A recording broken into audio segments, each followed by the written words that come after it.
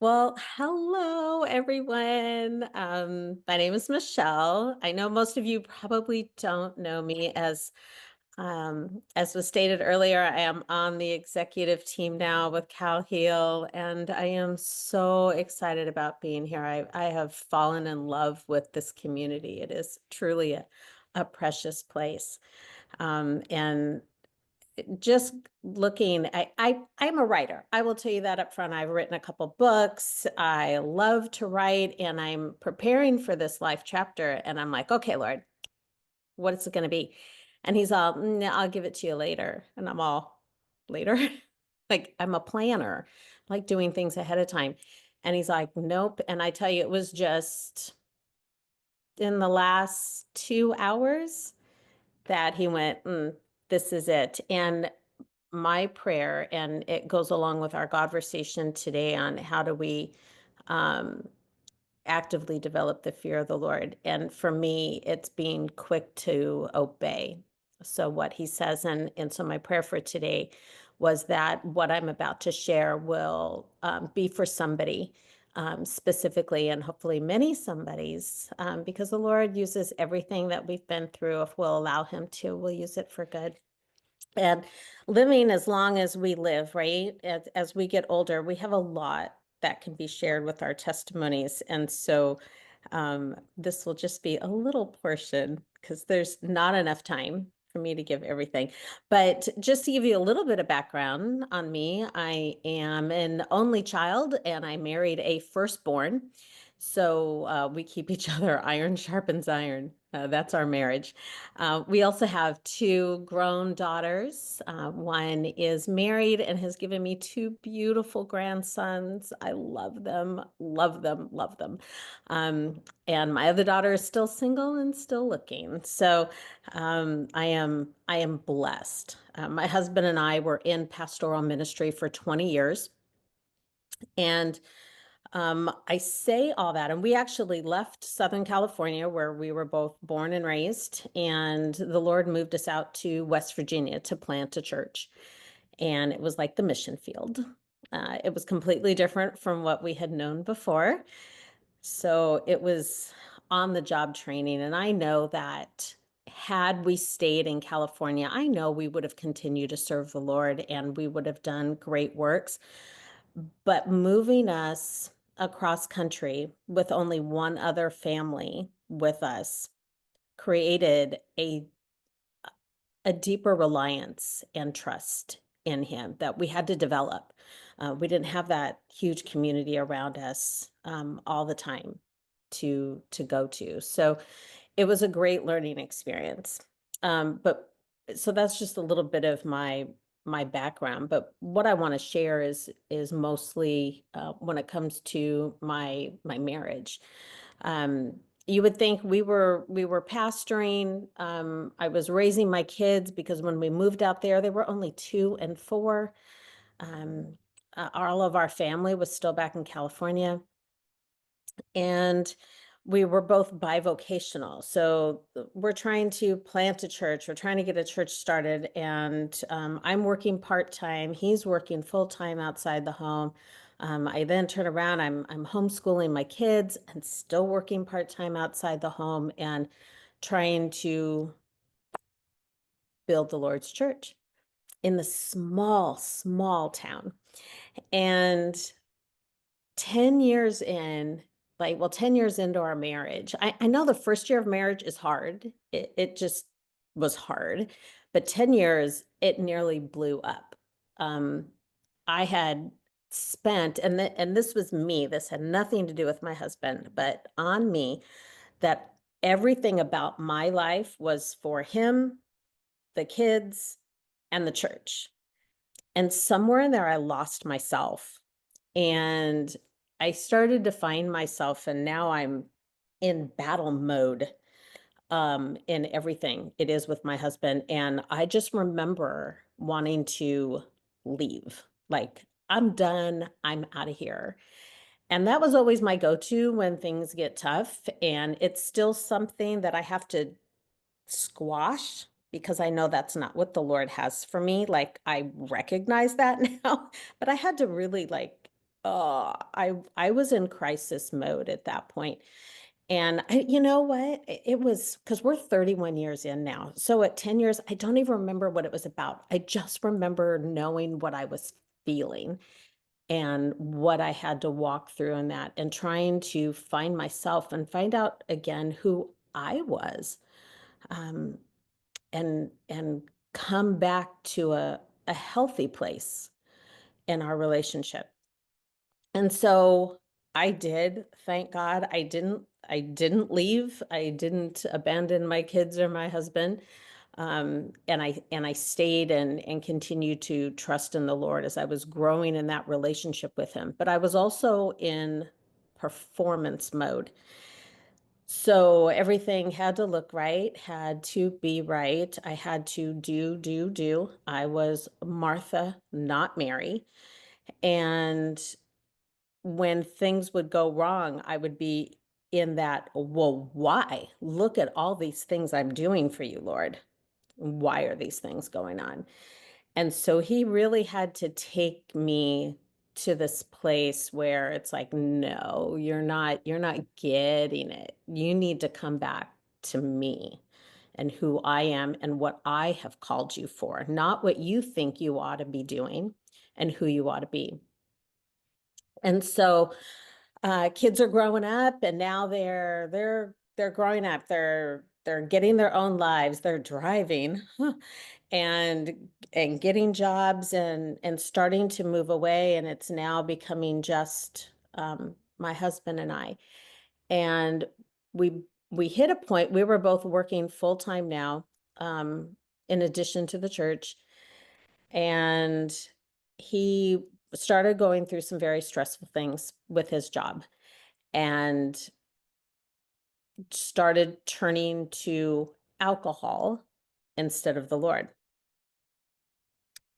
So the performance in me says, well, you need to be up here. You need to be doing this. Why aren't you doing this? And so here the conflict started to come in. And we struggled and struggled. And I would say the struggle's not over, but the Lord has changed me. And that's what I want to share with you and how we did that, because this isn't the story about my husband. This is my story and what he's taken me through. My husband's got to walk his own walk with the Lord. And I am here as his spouse to walk arm in arm with him in that. Not be the one that is like towering above him, shaking my finger at him and making him feel bad. Like I wouldn't do that to myself and I wouldn't do that to my kids. So why would I do that to my husband? And that's what the Lord started showing me. Through this process, I was on a journey to understand the depth and the width of God's love. And so I was like diving into all these scriptures and just trying to understand, because we had a lot of diversity within our workplace, within my kids' friends, and like, okay, Lord, how do we love them and still be true to you? Like, how do we work through some of these difficult places? And so I'm like, okay, we got it. God's love, God's love, God's love. And so that's what I was walking through that for a good solid 5 years. Like he was taking me in that while I was dealing with these occasional things that would happen in our marriage. Um, and then it came to one night and I was currently in a discipleship class, and it was a 9-month class. We met weekly. I was watching videos, reading books, and just immersed in the Word of God and all he had for us. And I came across a really tough day where I really, really needed, like I was waiting for my husband to get home from work because I needed to talk to him. I just needed someone. And he had been drinking. And it's like I could tell it, like in an instant. I knew it just by looking at him. And every time I would ask him, have you been drinking? And he would always lie to me and say no, because he didn't want the fight. He didn't want the reprimand from me or whatever. And but this time he actually shot back at me. He's never talked to me this way before, and I could just see like this anger, this thing seething from him toward me. And it almost hit me like in the spirit. It hit me so much that I'm like, oh, I recognize the enemy right there. That is not my husband. That is not my husband. And I walked away because I'm like, I can't. I'm not engaging in this at that moment. And he finally went to bed. And I'm sitting here on the couch and I'm all, okay, Lord, he's yours. But I don't want to go to that bedroom and go to bed tonight. I don't want to be anywhere near him. I want to go downstairs and make up the bed, and I'm done. Like, I'm already thinking, okay, who can I move in with? How fast can I get my stuff out? I'm like, I'm in flight mode again. And now I'm recognizing that. I'm like, okay, you've told me that's not the path. That's not the path.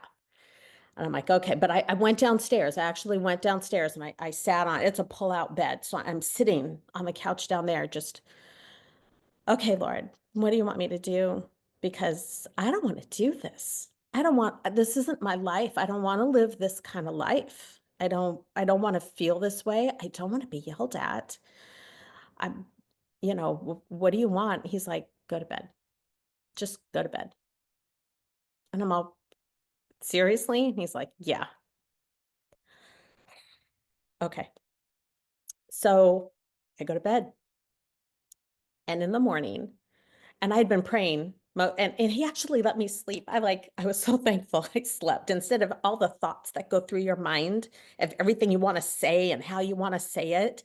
Um, and he allowed me to sleep. And I woke up in the morning. I'm like, okay, Lord, how's this gonna go? How's this gonna go today? And I was very gentle because the Lord had told me before I went to bed, he said, you know what? He goes, I love him as much as I love you. I died for him just like I died for you. And girl, you haven't been perfect either. Do you remember all the time you did this instead of coming to me, and you did that instead of coming to me? And I'm like, yeah. And then he says, Ephesians 6:12. He didn't say that, but this is what I found it because I knew the verse. But he said that we don't wrestle against flesh and blood, but against evil rulers and authorities of the unseen world, and against mighty powers of this dark world, and against evil spirits in the heavenly places. And he said in Ephesians 4:32, instead, be kind to each other, tender-hearted, forgiving one another, just as God through Christ has forgiven you. In Colossians 3:13, make allowances for each other's faults and forgive anyone who offends you. Remember, the Lord forgave you, so you must forgive others.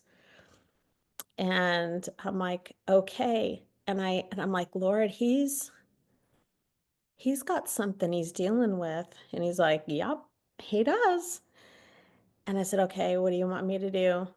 And so he just had me talk really tender to him and listen, like what was going on, why did he turn to alcohol, what happened. And my husband opened up. It was like one of the first times. He's so close sometimes when it comes to emotions, and my approach opened him up to me. And so then I knew how to pray, and I knew what we were up against. And I can't say that, he's completely beat it, but I also know that he hears the Lord. Um, and I know that I have to listen to the Lord. That's the point I need to stay in, because nothing I said, the tears I cry, the words I try to use, the logic I try to embed into the situation doesn't do a thing. It's when the Lord speaks, that's when I know. that's how he gets through, and so that's my prayer, Lord, talk to him. Put him to sleep and talk to him in his dreams because that's when he hears you best. So I think when a lot of us hear him best, when our spirits are at rest and we can take him in. Um, but it was absolutely amazing, and so subsequent times, and there haven't been many, praise God. I'm still, hey, what's going on? You know what, reach out to me so I can pray for you. And so I do. I now intercede in the spiritual realm for him all the time, all the time, because that's what our marriage is supposed to be. He's not my enemy. He made us, the Lord made us one when we took our vows, and uh, that's where it's like sometimes I'm lifting him up, and other times he's clearly lifting me. And the man's he's a gem. He brings me coffee every morning. And it's so sweet. I'm gonna love him. He's a good man. But you know what? We all have things. We all do. And I think as we understand where the real battle is, and it's really in the spiritual realm, we can then approach others in love. And that's what the Lord was showing me. You've got to love him like you would a stranger, somebody you don't know. In fact, you need to love him more because you know him. And so I am so thankful that we've been married 31 years and looking forward to that we're coming up now on 32. So I'm so excited and it's nice. We're getting into a new rhythm with no kids in the house and really tuning into one another more. And I wish I'd been able to do that years and years ago. I think we would have been even farther along than we are now. But hey, but you know what? The Lord's given us more time and I'll take it. So that is my life chapter.